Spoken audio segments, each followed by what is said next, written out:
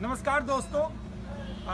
आज एक पहल संस्था जब अररिया जिला के अररिया मुख्यालय में पुलिस प्रशासन को स्वच्छता का सामान दे करके वापस फारबिसगंज की ओर जा रही थी, उस समय हरिया चौक पर कुछ ऐसे दृश्य देखने को मिली जिसको देखते हुए एक पहल की गाड़ी रुक गई। क्योंकि कहा जाता है कि पेट हर कुछ करा देता और पेट कुछ नहीं जानता कि क्या है और क्या नहीं। जब बात बिहार सरकार की हो और जब बात अन्य सरकार की हो, क्या जो मजदूर भाई जिनके बदौलत पूरा देश चलता हो, जिनके बदौलत देश की जीडीपी चलती हो, एक किसान भाई होते हैं जिनके बदौलत देश की जीडीपी चलती है और एक मजदूर भाई होते हैं जिनके बदौलत देश की जीडीपी चलती है।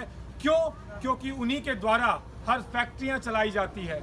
वो ना हो तो शायद फैक्ट्रियां बंद हो जाए, कितना भी ऑटोमेशन का ज़माना आ जाए, लेकिन मजदूर भाई हर तरीके से फैक्ट्री में काम करते हैं, छोटे से लेकर बड़े स्तर तक काम करते हैं। आप अगर देखें तो अररिया जिला के हरिया चौक पर आप ये साइकिल देख सकते हैं कि किस तरीके से मजदूर भाई जो वेस्ट बंगाल से आ रहे हैं वापस, और इनकी साइकिल यहाँ पे लगी हुई है। इस साइकिल पे इनके पीछे में इनका बैग है, जिस बैग में 2 जोड़ी कपड़े होंगे और साथ ही साथ कुछ खाने के सामान कितने होंगे?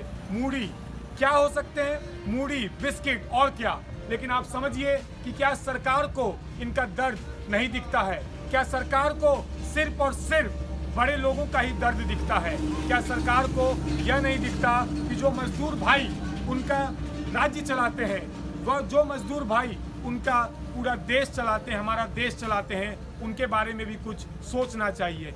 कहा जाता है कि जो गरीब होते हैं उनके सुनने वाले बहुत कम होते हैं, लेकिन मेरा जो एक सवाल उठता है यहाँ पे, जब गरीब के सुनने वाले कम हैं तो चुनाव के समय गरीब को याद क्यों किया जाता?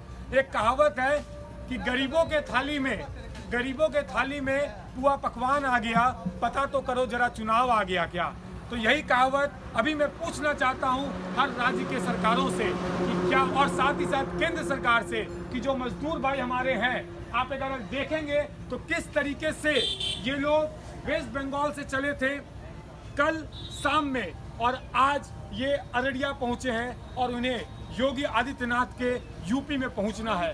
कितना समय लगेगा इनको यूपी पहुंचने में और कितना समय इनको लगेगा अपनी मशक्कत की जिंदगी और जीने में, ये कोई नहीं जानता। ये जिनका इंतजार कर रहे हैं, ये किसका इंतजार कर रहे होंगे ये हम आपसे छुपा नहीं। ये किसी ना किसी गाड़ी का इंतजार कर रहे होंगे, किसी ना किसी गाड़ी की तलाश में होंगे जो इनकी मदद कर सके और इनको कम से कम यहाँ से बॉर्डर तक पहुँचा सके, ताकि वह ससुरक्षित अपने घर पहुँच सके। साथ ही साथ दोस्तों, हम कहते हैं कि मजदूर भाई जो पहुँच रहे हैं, जो साइकिल से निकल गए हैं, वह शायद प्रशासन का सहयोग नहीं कर रहे, लेकिन एक बार समझिए कि जो मजदूर भाई निकले हैं उनकी पीड़ा क्या है।